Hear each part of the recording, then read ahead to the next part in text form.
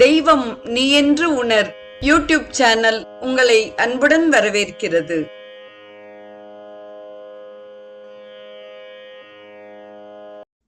அன்பு உள்ளங்கள் அனைவருக்கும் இனிய சுபதின வணக்கம். இன்றைய நிகழ்வில் ஸ்ரீ லலிதா சகஸ்ரநாமத்தின் 231வது நாமம் தொடங்கி 235வது நாமம் வரை நாம் சிந்திக்க இருக்கிறோம். முதலில் வரும் நாமம் ஓம் மகா பைரவ பூஜிதாயை நமக என்பதாகும். மகா பைரவரால் பூஜிக்கப்பட்டவள். மகா பைரவர் என்ற சிறப்பு பெயர் பெற்றவர் சிவபெருமானே ஆவார். தேவர்கள் மகா யாகமாகிய சிதக்னி குண்ட வேள்வி நடத்தினர். அதனை மகா பைரவராகிய சிவபெருமானே தலைமையேற்று நடத்தினார். ஆகவே மகா பைரவ பூஜிதா என்றனர்.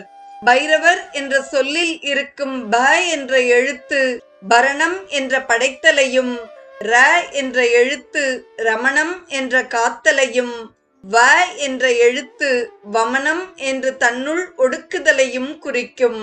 அம்முத்தொழில் இனிது நடைபெற இறைவனும் அம்பிகையை பூஜிக்கிறார். பைரவம் என்ற சொல் பயந்த சுபாவம் படைத்த பெண்களின் கூட்டத்தையும் குறிக்கும். சிறப்புமிக்க பெண்ணினத்தால் வழிபடப்படுபவளும் அம்பிகையே. ஒருவகை சிவனடியார்களை பைரவர்கள் என்பார்கள். அவர்களால் பூஜிக்கப்படுபவள் அம்பிகை.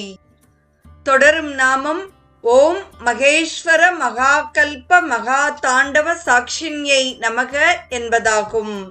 மகேசனது பேரூழி தாண்டவத்திற்கு சாட்சியாக இருப்பவள். அதாவது கல்ப முடிவிலும் மகாகல்ப முடிவிலும் அழியாது நிலைத்து நிற்பவள். பல ஆண்டுகள், பல யுகங்கள், பல கல்பங்கள் முடிந்து மகாகல்பம் ஏற்படும். அப்போது அனைத்தும் இறைவனிடம் ஒடுங்கிவிடும். அதனாலேயே லயம் அடைதல் என்பர். பேரூழி முடிவில் அனைத்தும் அவனுள் ஒடுங்கி விடுவதால் அந்த நிலை பிற கூட்டல் லயம், சிறப்பான அல்லது விசேஷமான ஒடுக்கம் எனப்படும். அப்போது எதுவும் தனித்து நிற்பதில்லை. அம்பிகை மட்டுமே தனியாக நின்று இறைவன் ஆடும் பிரளய தாண்டவத்தை காண்கிறாள். அந்த பேரூழி தாண்டவத்தின் ஒரே சாட்சியாக இருப்பவள் அம்பிகை மட்டுமே என பொருளாகிறது. தொடரும் நாமம் ஓம் மகா காமேஷ மகிஷ்யை நமக என்பதாகும். பெருமைமிகு காமேசனின் பட்டத்தரசி. மகிஷி என்றால் பட்டத்தரசி ஆவாள். மேற்கண்ட பேரூழி முடிவில் பிரம்மன், விஷ்ணு, ருத்ரன், ஈஸ்வரன் ஆகிய நால்வரும் தத்தமது பணிகளை செய்துவிட்டு இறைவனிடம் லயமடைந்த நிலையில் அவனை மகா காமேஷன் என்று அழைக்கின்றனர். அவனது துணைவியான அம்பிகையை மகா காமேஷ மகிஷி என்றனர். தொடரும் நாமம் ஓம் மகா திரிபுர சுந்தரியை நமக என்பதாகும். முப்புற பேரழகி. மூவுலகங்களிலும் சிறந்த பேரழகி. முப்புறம் எரித்த சிவபெருமானின் அழகிய துணைவி போன்ற பல்வேறு பொருள்கள் உண்டு. அறிவு, அறிபவன், அறியப்படு பொருள் ஆகியவையே திரிபுரம். மூல அக்ஷரங்களே திரிபுரம். முக்கோணங்களால் உருவாகும் ஸ்ரீசக்கரமே திரிபுரம். அவற்றில் உறையும் அம்பிகையை மகா திரிபுர சுந்தரி என்று அழைக்கின்றனர். நிறைவாக வரும் நாமம் ஓம் சதுஷ்டி உபசாராட்யை நமக என்பதாகும். 64 உபசாரங்களுடன் பூஜிக்கப்படுபவள். பொதுவாக தெய்வங்களுக்கு ஷோடச உபசாரம் என்னும் 16 வகையான உபசாரங்கள் செய்வார்கள். திருக்கோவில்களில் நித்திய பூஜைகளின் போது அவை இடம்பெறும். அம்பிகையை வழிபடும் ஸ்ரீவித்யா உபாசகர்கள் அம்பிகைக்கு 64 உபசாரங்கள் செய்து விரிவாக வழிபடுவார்கள். ஆதிசங்கரின் சதுஷ்டி உபசார பூஜா ஸ்தோத்திரத்தில் குறிப்பிடப்படும் அந்த 64 உபசாரங்களை நாம் இங்கே சிந்திப்போம். பாத்யம், திருவடிகளை அலம்ப நீர் வார்ப்பது. ஆபரண அவரோகணம், திருவாபரணங்களை கழற்றி வைப்பது. சுகந்தி தைல அபியங்கம், நறுமணமுள்ள தைலக்காப்பு செய்வது. மஞ்சன சாலா பிரவேசம், குளியல் அறையினுள் எழுந்தருளச் செய்வது.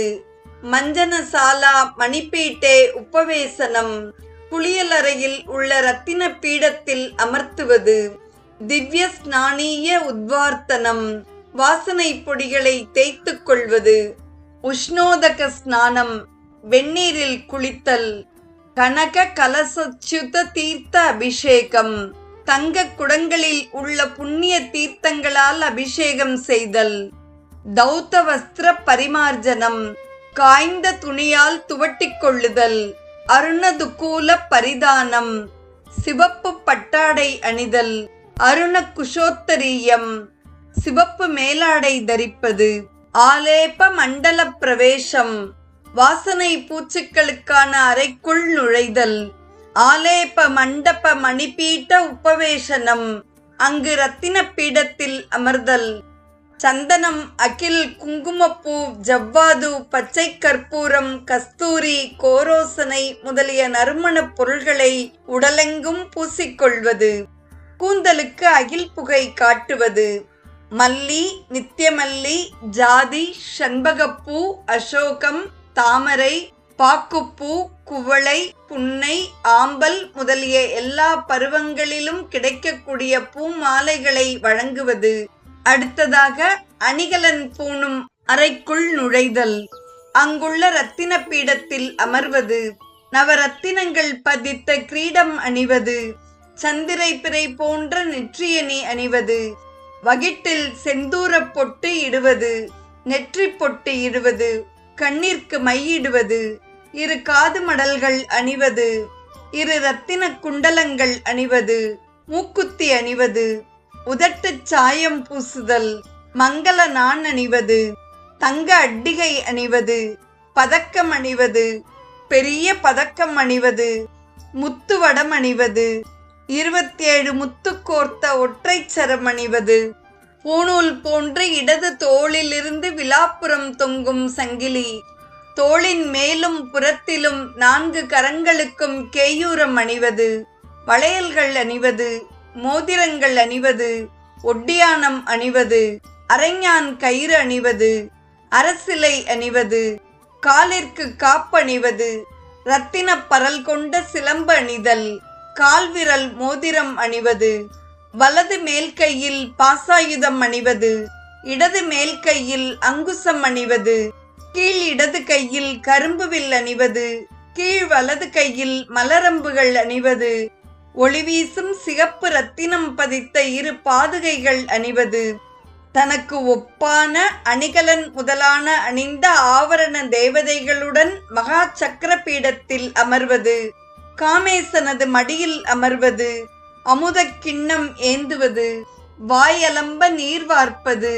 ஏலரிசி, கிராம்பு, பச்சை கற்பூரம், கஸ்தூரி, குங்குமப்பூ, ஜாதிக்காய், ஜாதிபத்திரி, பாக்கு, வால்மிளகு, சுக்கு, சுண்ணாம்பு ஆகியவை கொண்டு தயாரிக்கப்பட்ட தாம்பூலம் தரிப்பது. ஆனந்த எக்களிப்பை காட்டும் சிரிப்பு. மங்கள ஆரத்தி எடுப்பது. குடை பிடிப்பது. கவரி வீசுவது. கண்ணாடி காட்டுவது. விசிறி கொண்டு வீசுதல். சந்தனம் பூசுதல். மலரிடுவது. தூபம் காட்டுவது. தீப ஆராதனை. பிரசாத நிவேதனம் செய்வது என்று 64 உபச்சாரங்களையும் அளித்து புற வழிபாடு இயற்ற இயலாதவர்களும் அவற்றை மானசீகமாகச் செய்தும் பயன்பெறலாம்.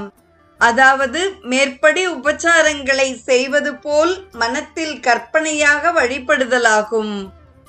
வையம் முழுதும் படைத்தளிக்கின்ற மகாசக்தி தன் புகழ் வாழ்த்துகின்றோம். செய்யும் வினைகள் அனைத்திலுமே வெற்றி சேர்ந்திட நல்லருள் செய்கவென்றே என்ற மகாகவி பாரதியாரின் பிரார்த்தனையை கூறி இன்றைய நிகழ்வை நிறைவு செய்கிறோம். நாளையும் அன்னையின் பெருமைகளை கூறும் நாமங்களை போற்றி துதிப்போம். இன்றைய நிகழ்வில் ஸ்ரீ லலிதா சகஸ்ரநாமத்தின் 231வது நாமம் தொடங்கி 235வது நாமம் வரை நாமங்களையும் அதற்கான பொருளையும் செவிமடுத்த அத்துணை நல்ல உள்ளங்களுக்கும் நெஞ்சார்ந்த நன்றி. மீண்டும் நாளைய நிகழ்வில் இணைவோம்.